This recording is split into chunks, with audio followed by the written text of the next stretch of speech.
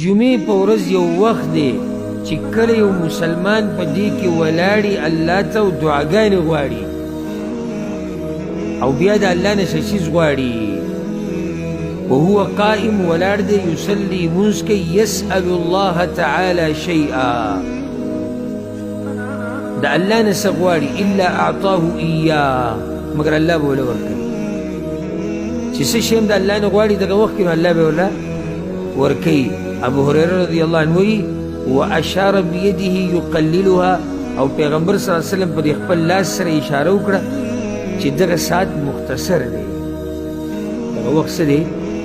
مختصر دی لږ وخت ډېر اوږد دی ها دا وخت کم یو دی دې کې د علماو ډېر اقوال دي دا اوږده مسله ده علما چې کله دې حدیث شرح له راشي نو دلته ښه تفصیل بیانوي خو په هغه ټولو اقوالو کې دلیل په اعتبار سره دوه مضبوط دي دوه قوله مضبوط دي چې د تفصیل مشکات او نور درسونو کې شوی یو صحیح حدیث کې راځي چې دا وخت د امام د خطبې د شروع کېدو نه د منځه د ختمېدو پورې دی امام چې خطبه شروع کړي نو د منځه د ختمېدو پورې سلام ګرځولو پورې دا وخت په دې کې چې د الله نه څه غواړي هغه کوم دویم د مازدیګر د منځه نه بعد او بیا خصوصا د مازدیګر منځه نه بعد کوم وخت نور ډوبېدو ته نږدې ماښام ته نږدې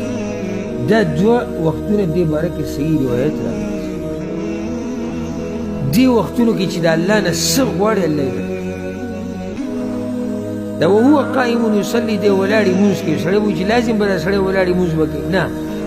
دا پیغمبر صلی الله علیه وسلم یو داسې صفت د ده بیان کو چې حریص او حرسناک مسلمان چې دی کوشش دغه کوي چې دی الله ته ولاړې لمونځ کوي نور لازم نه چې دی په منځه ولاړ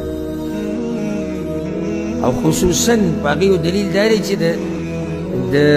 مازدیګر د منځه نه بعد د نور ډوبېدو پورې نفلي لمونځ کول دا منع دي علم دی که نه دا خو ممنوعه وخت دی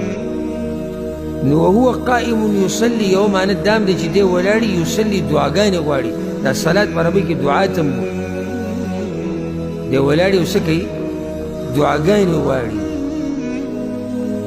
که دغه اولني ټیم دی که نه خو صحیح ده خو جنوب منځه کې وي او د جمعې په منځه کې د الله نه به دعاګانې غواړي نو دا دوه وختونه د جمعې په ورځ مه ضایع کوئ